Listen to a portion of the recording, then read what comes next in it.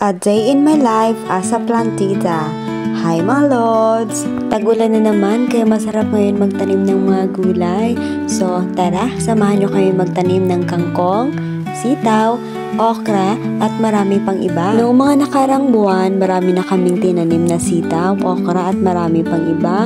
Kaso yung iba namatay, yung iba naman nabuhay at may mga bunga na ngayon. Sobrang init din talaga noong nakarang buwan kaya siguro hindi nabuhay lahat.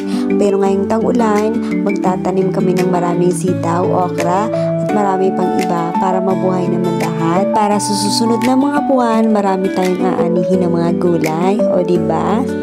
Makakatipid tayo. Nagdagdag lang ako ng mga sitaw dyan dahil may balag na dyan at tinagdagan ko na rin ng pagapangan para diretso siya doon sa may trellis. Meron din pala akong itinanim dyan ng mga sigarilyas, puti naman at nabuhay lahat.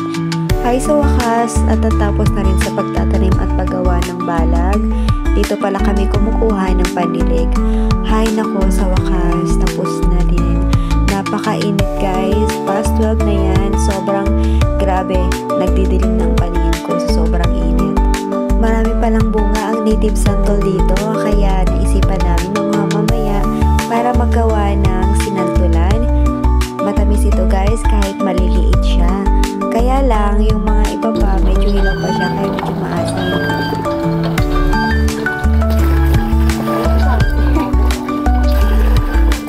Tabo na. Wala kang ano sa tabo ko na to, oh. Stepik. At dahil sinipag tayo ngayong araw, dinamihan ko na rin ang pagtatanim ng mga sitaw, okra, kangkong, tsaka meron din akong kamote tinanim. Sa susunod na mga buwan, marami tayong aanihin. Pagkatapos ko ang magdilig, naisipan ko na manguha ng malunggay para gawing kinataan. At para hindi rin masayang yung mga malunggay na nagsigulangan na lang. Wow! May ano dito!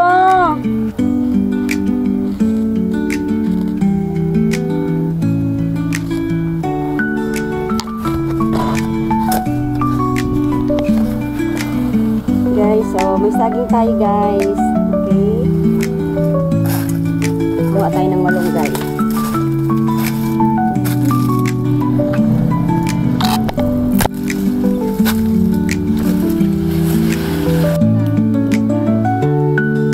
Dahil konti lang yun nakuha natin, dito naman ako kumuha sa may pinagtamnan ko ng mga sitaw. Meron akong tinanim dito na puno, 2, tsaka doon banda sa may harapan. O diba, meron na tayong panggulay na kinataang malunggay. Ang sarap talaga ng magtanim dahil meron ka nang aanihin at isa pa, stress reliever din.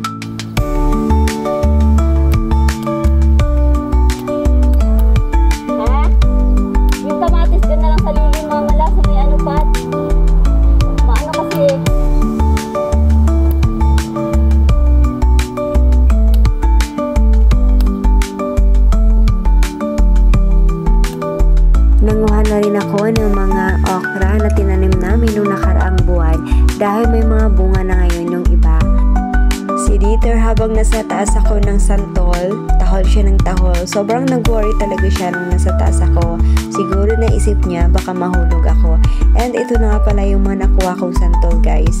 Medyo hilaw pa yung iba pero yung iba hinog na. And pwede na siyang gawin sinantulan.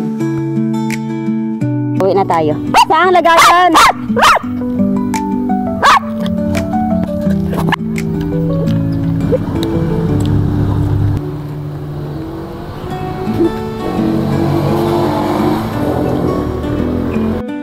Hanggang dito na lang mga lods. Salamat sa panonood. Bye!